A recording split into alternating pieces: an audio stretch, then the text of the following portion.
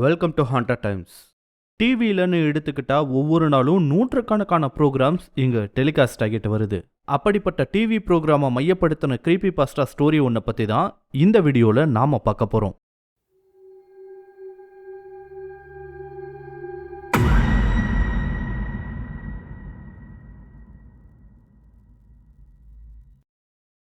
India மாதிரியான நாடுகளில் 1990களுக்கு அப்புறம் தான் டிவின்றது ரொம்ப பாப்புலராக பலராலையும் பயன்படுத்தப்பட ஆரம்பிச்சது.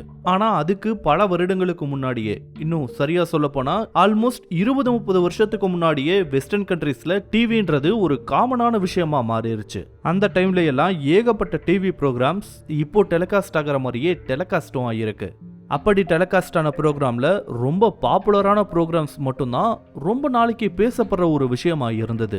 ஆனால் அதுவே ஒரு ப்ரோக்ராம் சரியாக போகலைன்னா, இல்லை அதோட ப்ரொடக்ஷனில் ஏதாவது பிரச்சனை வந்தா, இல்லை வேறு ஏதாவது சில காரணங்களால் கூட அந்த ப்ரோக்ராம் அப்படியே நடுவில் நிப்பாட்ட வாய்ப்புகள் அதிகமாகவே இருந்தது. அப்படி நிறுத்தப்படுற ப்ரோக்ராம்ஸை பற்றி பெருசாக எந்த ஒரு டேட்டாவும் இருக்காது.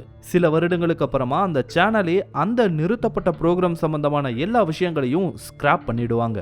அந்த வகையிலேயே நூற்றுக்கணக்கான ஏன் ஆயிரக்கணக்கான டிவி ப்ரோக்ராம்ஸ் உலகளவிலேயே இதுவரைக்கும் பாதியிலேயே நிறுத்தப்பட்டிருக்கு. அண்ட் காலப்போக்கில் அது மறக்கவும் பட்டிருக்கு. அப்படி திடீர்னு நிறுத்தப்படுற ஒரு ப்ரோக்ராமோட டைம் கேப்பை ஃபில் பண்றதுக்காக அவசரமா ஏதாவது ஒரு டிவி ப்ரோக்ராமை கொண்டு வர நினைப்பாங்க. அதுவும் ஒரு ப்ராப்பரான டிவி ப்ரோக்ராம் வர வரைக்கும் தான் கண்டினியூ ஆகும். அதுக்கப்புறம் அதையும் டிஸ்கண்டினியூ பண்ணிடுவாங்க. 1980களில் அதே மாதிரி தான் ஒரு டிவி சேனல் சாட்டர்டே நைட்ஸில் 1 மணி நேரம் ஓட்டுற மாதிரி ஒரு ப்ரோக்ராமை டெலிகாஸ்ட் பண்ணிட்டு வந்தாங்க. ஆனால் அந்த ப்ரோக்ராம் பெருசாக யாரையுமே அட்ராக்ட் பண்ணாத காரணத்தால் அந்த ப்ரோக்ராமை பாதியிலேயே நிறுத்த வேண்டிய ஒரு சூழ்நிலை ஏற்பட்டுச்சு. அப்படி நிறுத்தப்பட்ட ப்ரோக்ராமோட டைம் ஷெட்யூல்ல வேற ஒரு ப்ரோக்ராமை உடனடியாக கொண்டு வர முடியாது. ஸோ அதுக்கான ஒரு ஃபில்லர் ப்ரோக்ராமை ரெடி பண்ண ஆரம்பிக்கிறாங்க. அப்படி அவங்க உருவாக்கின ஒரு ப்ரோக்ராம் தான் அந்த ஊர்ல இருந்த ஹாண்டட் பிளேசஸ் எல்லாம் கவர் பண்ற மாதிரியான ஒரு ப்ரோக்ராம். 1 மணி நேரம் ஓடக்கூடிய இந்த ப்ரோக்ராம்ல அந்த ஊர்ல இருந்த சில ஹாண்டடான பிளேஸுக்கு போயிட்டு அதை கவர் பண்ணிட்டு அங்க வாழ்ந்தவங்க இல்ல அந்த இடத்தை பத்தின வரலாறு தெரிஞ்சவங்க கிட்ட ஒரு சின்ன பேட்டி மாதிரி எடுத்து அதை கம்பைல் பண்ணி போடுற மாதிரியான ஒரு ஷோ தான் அது. இன்னும் சில வாரங்கள்ன்ற டைம் கேப்ல அந்த டைம் கேப்பை ரீப்ளேஸ் பண்றதுக்கான ஒரு பெரிய ஷோவை அவங்க ஏற்பாடு பண்ணிட்டு இருந்ததால ஒரு சில எபிசோட்ஸை மட்டும்தான் அதில் கவர் பண்ண பார்த்தாங்க. ஆனா இன்ட்ரெஸ்டிங்லி அந்த ஃபில்லர் ப்ரோக்ராம் பலராலையும் பார்க்கப்பட்டு பாப்புலராக ஆரம்பிச்சது. கொஞ்ச நாட்களையே அதுக்கான டிஆர்பி ஏற ஆரம்பிக்கவும் அதையே கண்டினியூ பண்ண நினைச்சாங்க. இத அந்த சேனல் கொஞ்சம் கூட எதிர்பார்க்கல. ஸோ தொடர்ச்சியா அந்த ஊர்ல இருந்த இல்ல அந்த ஊருக்கு பக்கத்துல இருந்த பகுதிகளுக்கு போய் அங்க இருக்கக்கூடிய ஹாண்டட் பிளேசஸ் எல்லாம் கவர் பண்ணி டெலிகாஸ்ட் பண்ண ஆரம்பிச்சாங்க. அண்ட் போக போக அவங்க எதிர்பார்த்ததை விடவும் அதுக்கான டிஆர்பி அதிகமாக ஆரம்பிச்சது. ஆனா அவங்களுக்கு தெரியாம கூடவே இன்னொரு பிரச்சனையும் சேர்ந்து உருவாக ஆரம்பிச்சது. இந்த ஷோ ரன் ஆக ஆரம்பிச்சு முதல் சில வாரங்களோட எபிசோட்ஸ் டெலிகாஸ்டும் ஆகிருக்கு.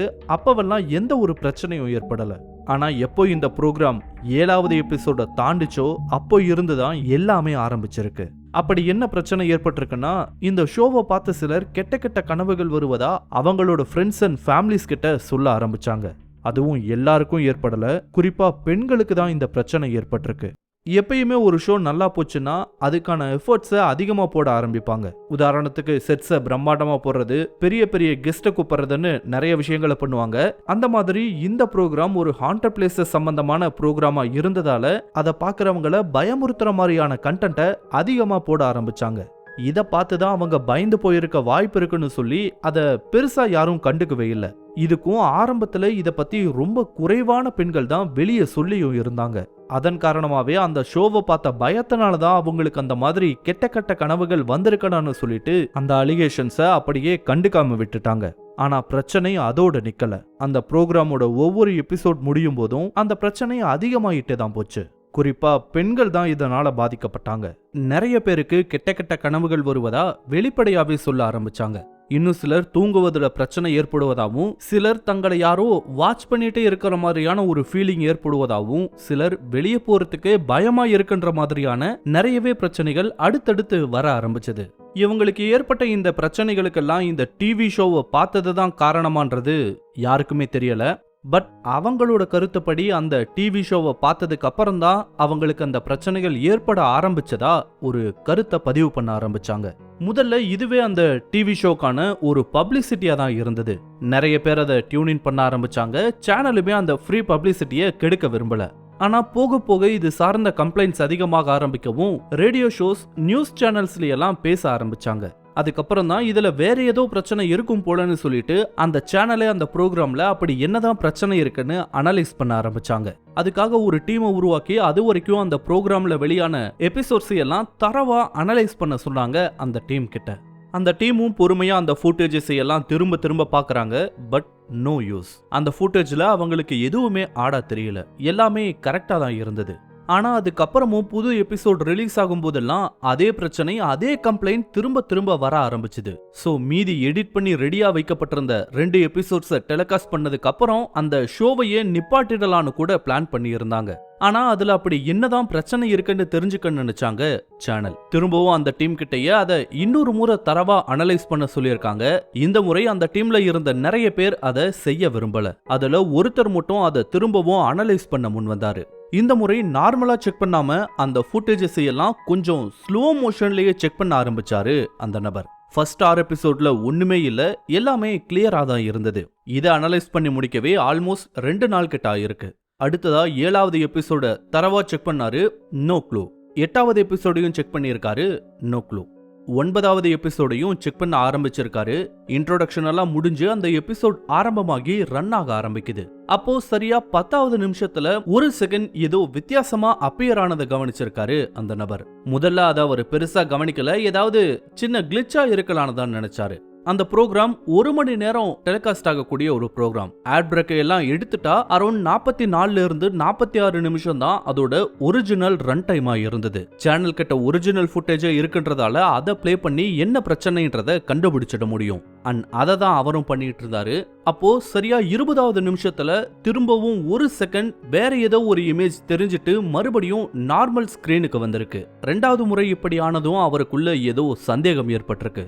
சரி, அந்த எபிசோட ஃபுல்லா பார்த்துட்டு இதை என்னன்னு செக் பண்ணுவோன்னு அப்படியே விட்டுறாரு. அப்போ 30வது நிமிஷத்துல மறுபடியும் ஒரு இமேஜ் அதே மாதிரி மிஸ்மேட்ச் ஆகுது.